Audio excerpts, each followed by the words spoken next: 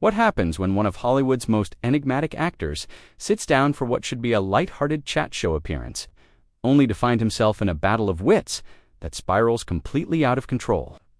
Tonight, we're diving into one of the most shocking moments in talk show history. A moment that left the studio audience in stunned silence and the crew scrambling to figure out what to do next. This is the story of how a simple interview turned into an unforgettable clash that nobody saw coming. Before we get into it, make sure you hit that subscribe button and drop a comment below telling us what you think about what went down. Now, let's get into this. The Jonathan Ross Show had always prided itself on being the place where celebrities could let loose, share funny anecdotes, and promote their latest projects in a relaxed, entertaining atmosphere. Jonathan Ross, with his distinctive voice and playful interviewing style, had built a reputation for making his guests feel comfortable, while still getting those juicy sound bites that would make headlines the next day. But on this particular evening, something was different from the moment John Malkovich walked onto that stage. Malkovich had always been known as an actor who took his craft seriously, someone who chose roles based on artistic merit rather than box office potential. He had built a career on playing complex, often unsettling characters, and he brought that same intensity to his public appearances. As he settled into the guest chair, there was tension in the air that the audience couldn't quite place. Jonathan Ross, ever the professional, kicked things off with his usual enthusiasm. "John, welcome to the show. It's absolutely fantastic to have you here," Jonathan said, leaning forward with that familiar grin. "Now, I have to say, I watched your new film last week, and I have to be honest with you, I'm still trying to figure out what on earth was going on in that final scene. Care to enlighten us?" The audience laughed, expecting Malkovich to join in on the joke, but instead, his expression remained neutral, almost cold. He paused for a moment, his eyes fixed on Jonathan, with an intensity that made the host shift slightly in his seat. "Well, Jonathan, perhaps that's the point," Malkovich replied, his voice measured and deliberate. "Not everything needs to be spelled out for an audience. Sometimes the ambiguity is what makes a piece of art worth discussing. Worth thinking about long after you've left the cinema." Jonathan's smile flickered for just a second before he recovered. Right, of course. I'm all for a bit of mystery, but come on, you've got to give us something. The people want to know, did your character actually do it or not?" "The people," Malkovich repeated, letting the words hang in the air. "Tell me, Jonathan, when you say the people, do you mean the audience sitting here tonight? Or do you mean the tabloid readers who want everything reduced to a simple yes or no answer?" You could feel the atmosphere in the studio shift. This wasn't the playful banter that audiences had come to expect. The other guests scheduled for later in the show were backstage, and you can imagine them glancing at each other nervously, wondering what they were about to witness. Jonathan tried to laugh it off, slapping his hand on the desk. "Blimey, someone's taking this seriously tonight."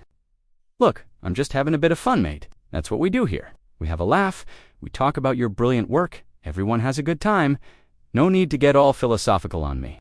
"A laugh," Malkovich said, leaning back in his chair. "Is that what this is? Because from where I'm sitting, it feels more like you're trying to reduce months of work, the efforts of dozens of talented people, into a punchline for your monologue tomorrow."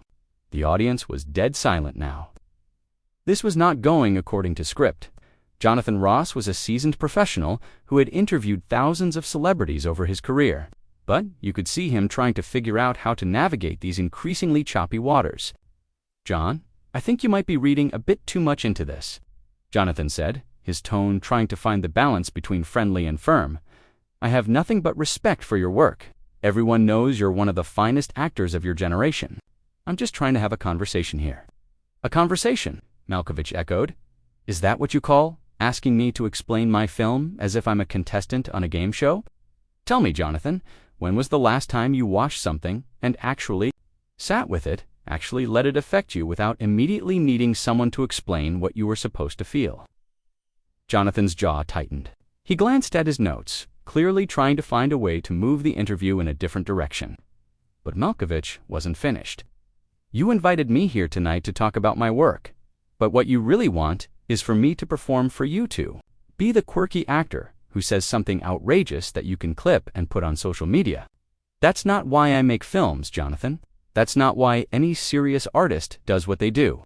The host set down his cards and looked directly at his guest. All right, John, I hear what you're saying. I really do. But you've got to understand something. This is a talk show. People tune in to be entertained. They've had a long day at work.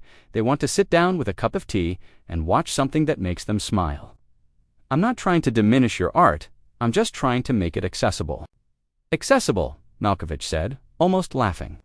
That's an interesting word. What you mean is palatable, digestible, safe. You want to take something that's meant to challenge people and turn it into content that won't disturb anyone's cup of tea. Jonathan Ross was known for his quick wit, but even he seemed thrown by the direction this was heading. Look, I don't know what's gotten into you tonight, but I think maybe we should take a step back here. We're both professionals. We've both been doing this for a long time.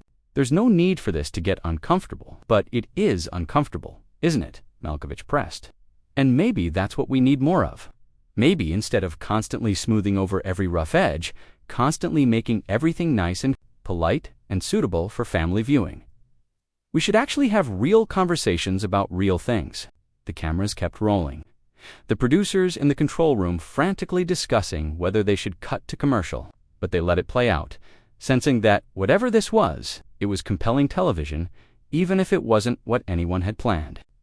Jonathan leaned forward, his voice lowering slightly. John, I've interviewed hundreds of actors over the years. Some of them take their work seriously, some of them don't. But I've never had anyone sit in that chair and act like being here is beneath them. Beneath me? Malkovich's eyebrows raised. Is that what you think this is about? Jonathan, if I thought this was beneath me, I wouldn't have come. I'm here because someone on my team convinced me that this would be a good platform to discuss the film. But what I'm finding is that you don't actually want to discuss anything. You want sound bites. You want me to play along with your predetermined narrative of what this interview should be. The audience was riveted now, some of them uncomfortable, others leaning forward in their seats, completely absorbed by what was unfolding. This wasn't a rehearsed bit. This wasn't planned controversy for ratings. This was two intelligent, articulate men having a fundamental disagreement about the purpose of their interaction, and neither one was backing down.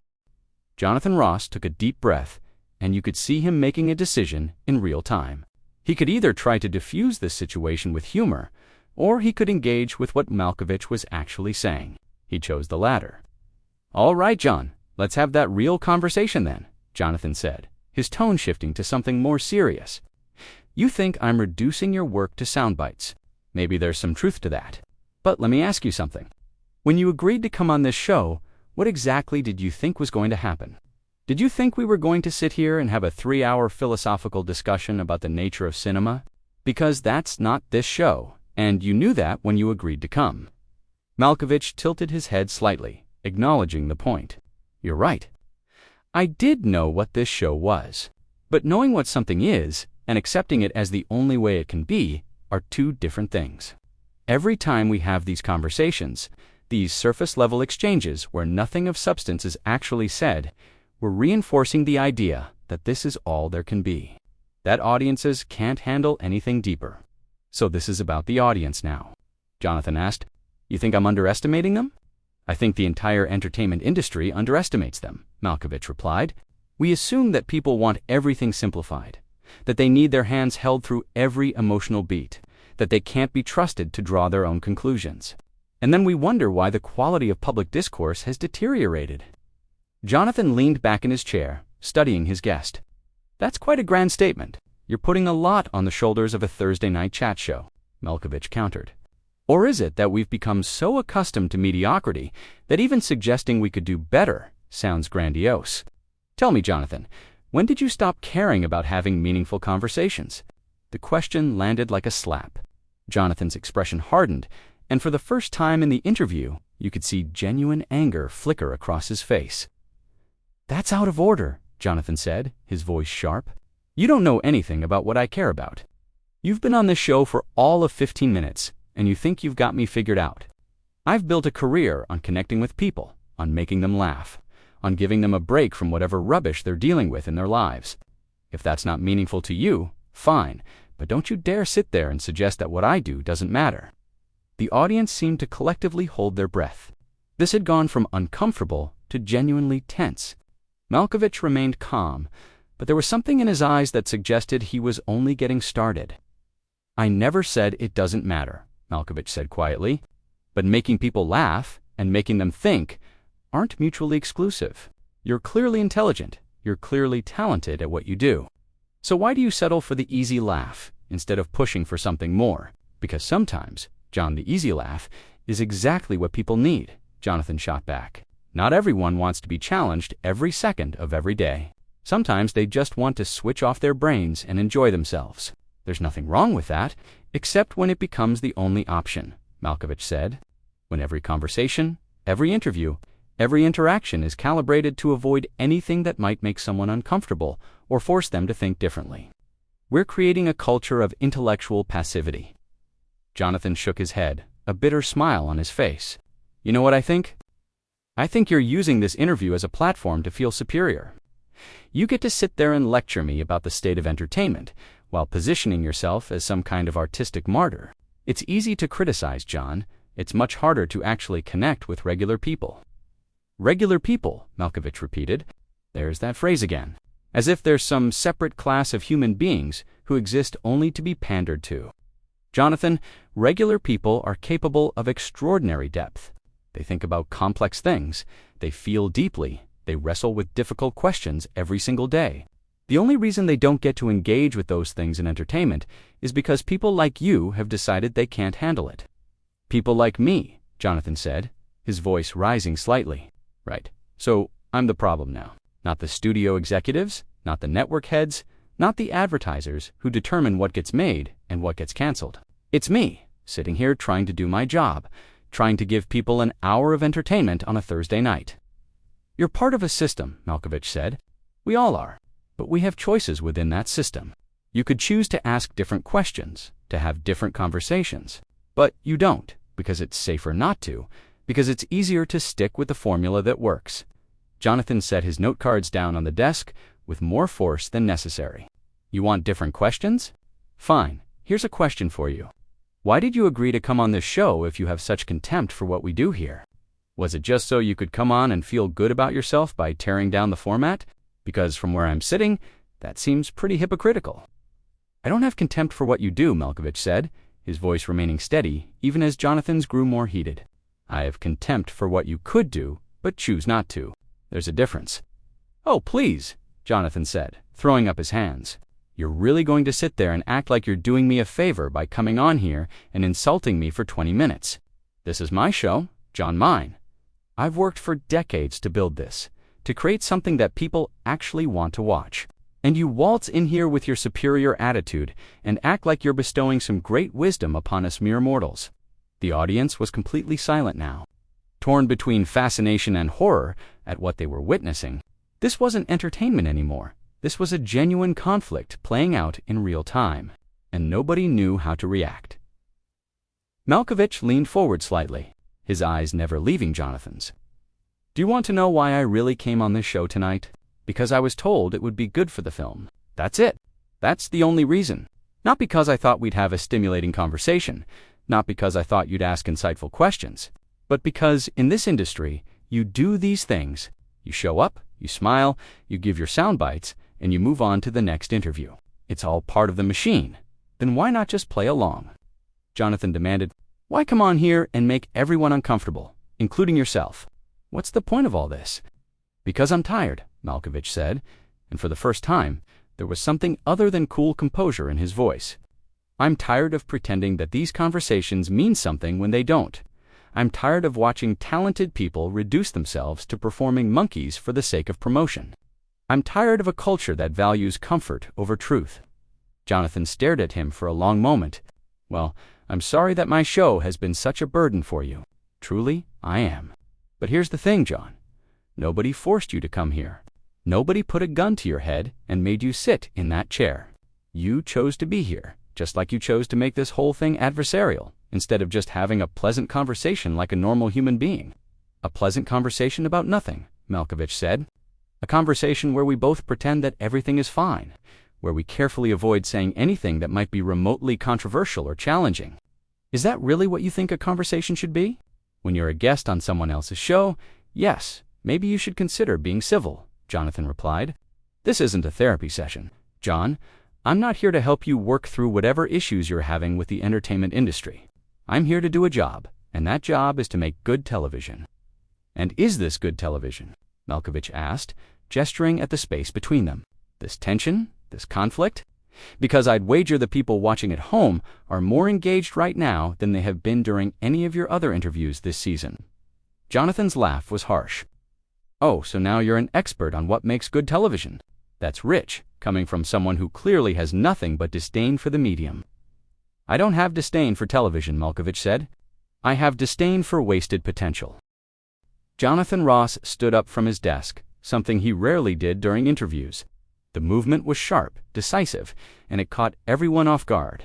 He walked around to the front of the desk, positioning himself closer to Malkovich, not in a threatening way, but in a way that made it clear this was no longer just another chat show segment. Wasted potential, Jonathan repeated, his voice tight with controlled anger. You want to talk about wasted potential?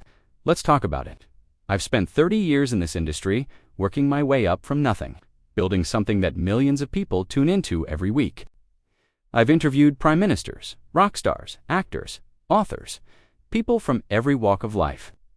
And in all that time, I've learned something that you apparently haven't, which is that connecting with people requires meeting them where they are, not where you think they should be. Malkovich remained seated, but his posture had changed. He was no longer leaning back casually. He sat forward now, his hands clasped together, his full attention on Jonathan. Meeting them where they are, Malkovich said slowly, or keeping them where they are. There's a distinction, Jonathan. One implies helping people grow.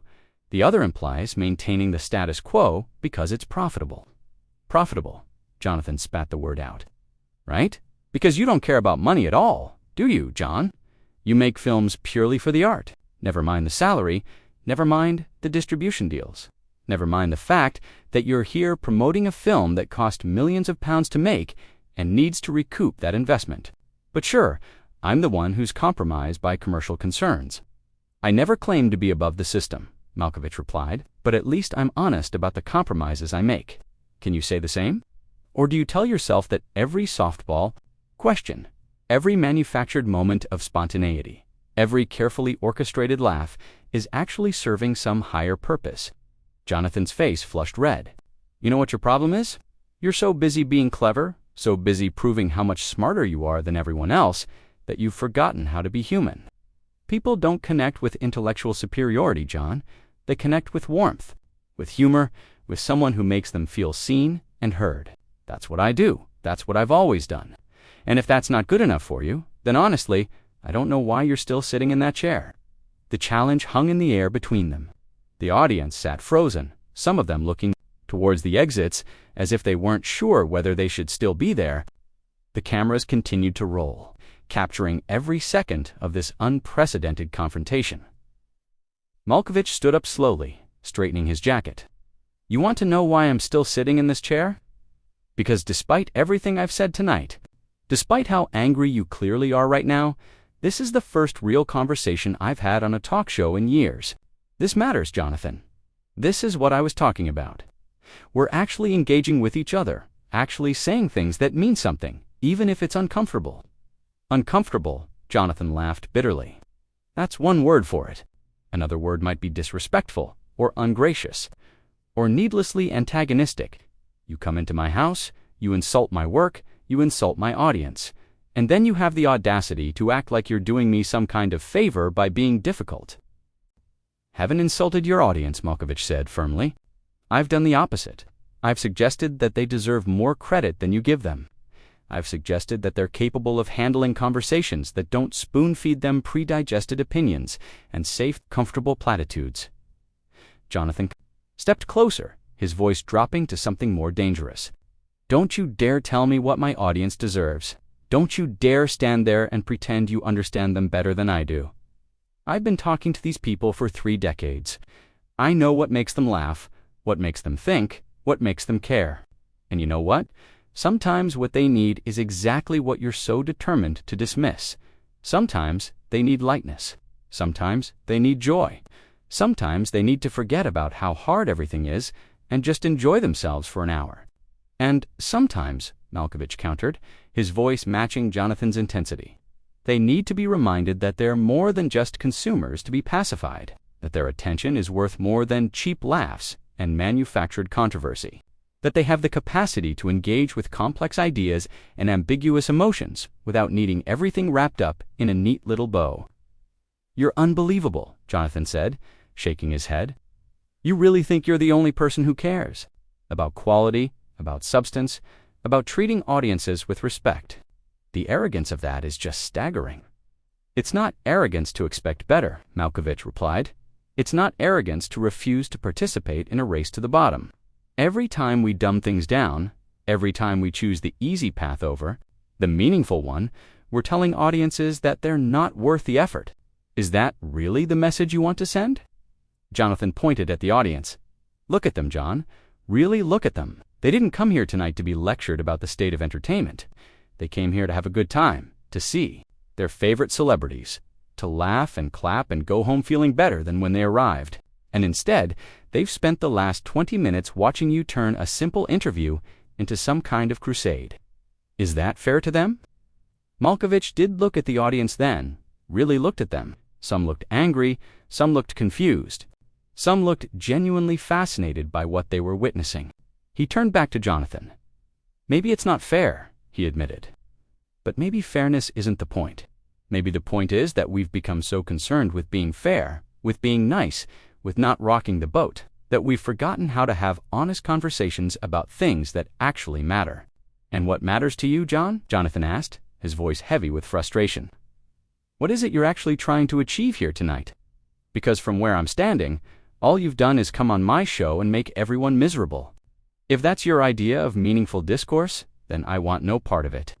What matters to me," Malkovich said, his voice quiet but clear, "is that we stop pretending. Stop pretending that entertainment exists in a vacuum, that the choices we make don't have consequences, that the way we talk to each other and about each other doesn't shape the culture we all have to live in. You asked me earlier why I came on this show, and I told you it was because I was told it would be good for the film. But maybe there's another reason. Maybe I came on because I thought, just maybe, we could have a conversation that broke through all the usual nonsense. That we could actually talk about something real." Jonathan's expression was hard to read now. Anger mixed with something else, maybe hurt, maybe exhaustion. "And you thought the way to do that was to attack everything about how I do my job. To make me defend myself and my show and my choices for half an hour. That was your strategy for meaningful dialogue." "I didn't attack you," Malkovich said. "I challenged you. There's a difference. If you feel attacked, maybe that's because somewhere deep down, you know there's truth in what I'm saying. You know that you're capable of more than what you're doing." The words landed hard. Jonathan stood there, and you could see him processing, thinking, fighting with himself about how to respond. The silence stretched out, seconds feeling like minutes. Finally, he spoke, his voice low and controlled. "Get out," he said simply. Malkovich raised his eyebrows. "Excuse me, you heard me," Jonathan said, louder now. "Get out of my studio. This interview is over. I don't need to stand here and be psychoanalyzed by someone who's spent the entire evening demonstrating nothing but contempt for me and everything I've built. You want to talk about honest conversations? Here's some honesty for you. You're a guest on this show, and you've behaved appallingly, so I'm asking you to leave." The audience gasped. This was unprecedented. Guests didn't get thrown off shows, especially not high-profile actors, especially not in the middle of a live taping. Malkovich stood there, looking at Jonathan, and something passed between them. Some final acknowledgement that they had reached a point of no return. "As you wish," Malkovich said quietly. He didn't rush, didn't storm off dramatically. He simply turned and walked towards the edge of the stage.